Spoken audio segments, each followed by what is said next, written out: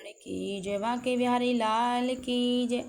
मनुस्मृति में 8 प्रकार के विवाहों का उल्लेख पाया जाता है।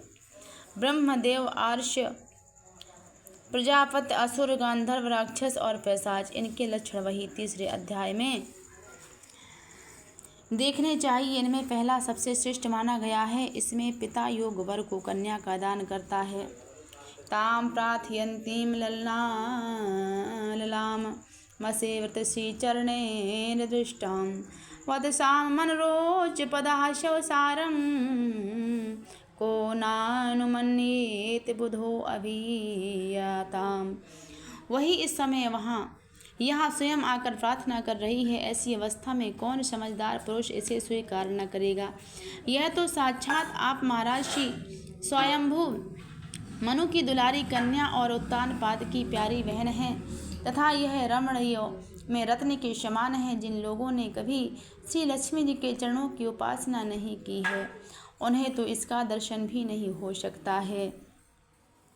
अतो भजिष्ये समयेन साध्वीं यावत्तेजो विभ्रयादात्मनो में अतो धर्मान पारम हंसि मुख्यान शुक्ले प्रयुक्तान बहुमन्ये अभिहिंसनान।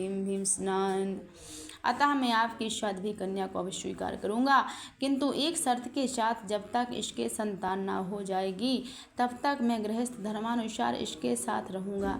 इसके बाद भगवान के बताए हुए संन्यास प्रधान हिंसा रहित सम दमादि धर्मों को ही अधिक महत्व दूंगा, जिनसे इस विचित्र जगत की उत्पत्ति हुई है, जिनमें यह लीन हो जाता है कि जिनके आश्रय से यह स्थित है। मुझे तो वे प्रजापतियों के भी पति भगवान श्री अनंत ही सबसे अधिक मान हैं। यतो अभोदिष्यमिदं विचित्रं संस्थायष्यते यत्र चावावतिष्ठते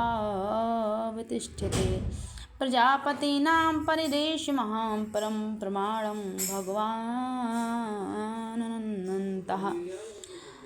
मैत्रेय जी कहते हैं, सा उग्रधन्नी देवा बुभासे आसीसश्च तृष्णीमरविन्दनाभं धियोपगृहन् स्मितशोभितेन मुखेन चेतो लुलुभे देवहूत्या। मैत्रेय जी कहते हैं, प्रचंड धनुर्धर विदुर करदम जी केवल इतना ही कह सके, फिर वह हृदय में भगवान कमल लाभ का ध्यान करते हुए मौन हो गए। भगवान कमल लाभ का ध्यान करते हुए मौन हो गए। उस समय उनके मंद हास्ययुक्त मुख कमल को देखकर देवहूति का चित्त लुभा गया। मनुजी ने देखा कि इस संबंध में महारानी शत्रुपा और राजकुमारी की स्पष्ट अनुमति है, अतः उन्होंने अनेक गुणों से संपन्न करदम जी को उन्हीं के समान गुणवती कन्या का प्रसन्नता पूर्वक दान कर दिया। महारानी शतरूपा ने भी बेटी और दामाद को बड़े प्रेम पूर्वक बहुत से बहुमूल्य वस्त्र, आभूषण और गृहस्थोचित पत्रादि दहेज में दिए। इस प्रकार सुयोग वर को अपनी कन्या देकर महाराज मनु निश्चिंत हो गए। चलती बार उसका वियोग न सह सकने के कारण उन्होंने उत्कंठावश विचलित चित्त होकर उसे अपनी छाती से चिपटा लिया और बेटी बेटी कहकर रोने लगे। उनकी आंखों से आंसुओं की झड़ी लग गई और उनसे उन्होंने देवहूति के सिर के सारे बाल भिगो दिए।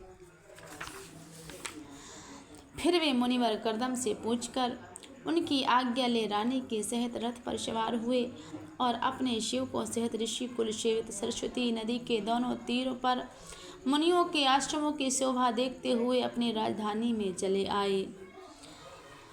ऋषीणामुपशान्तानां पश्यन्नाश्रमं सम्पदः तमायान्तमभिप्रेत्य ब्रह्मावर्तात् प्रजापतिम्।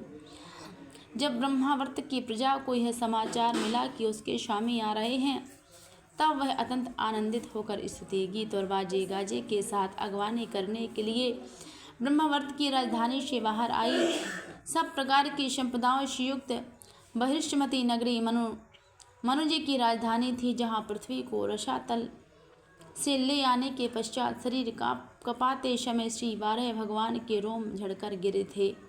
वह रोम ही निरंतर हरे भरे रहने वाले कुश और काश हुए जिनके द्वारा मुनियों ने यज्ञ में विघ्न डालने वाले दैत्यों का तिरस्कार कर भगवान यज्ञ पुरुष की यज्ञों द्वारा आराधना की है। महाराज, मनु ने भी श्री वाराह भगवान से भूमि रूप निवास स्थान प्राप्त होने पर इसी स्थान में कुश और काश की बहिर यानी चटाई बिछाकर श्री यज्ञ भगवान की पूजा की थी। बोले श्री यज्ञ भगवान की जय। जिस वहिष्मतीपुरी में मनु जी निवास करते थे उसमें पहुंचकर उन्होंने अपने त्रिपातनाशक भवन में प्रवेश किया। वहां अपनी भार्या और संतति के सहित वे धर्म, अर्थ और मोक्ष के अनुकूल भोगों को भोगने लगे। प्रातःकाल होने पर गंधर्वगण अपनी स्त्रियों के सहित उनका गुणगान करते थे, किंतु मनु जी उसमें आसक्त न होकर प्रेमपूर्ण हृदय से श्रीहरि की कथाएं ही सुना करते थे। वे इच्छानुसार भोगों का निर्माण करने में कुशल थे, किंतु मननशील और भगवत परायण होने के कारण भोग उन्हें किंचित भी विचलित नहीं कर पाए थे। भगवान विष्णु की कथाओं का श्रवण, ध्यान, रचना और निरूपण करते रहने के कारण उनके मनवंतर को व्यतीत करने वाले क्षण कभी व्यर्थ नहीं जाते थे।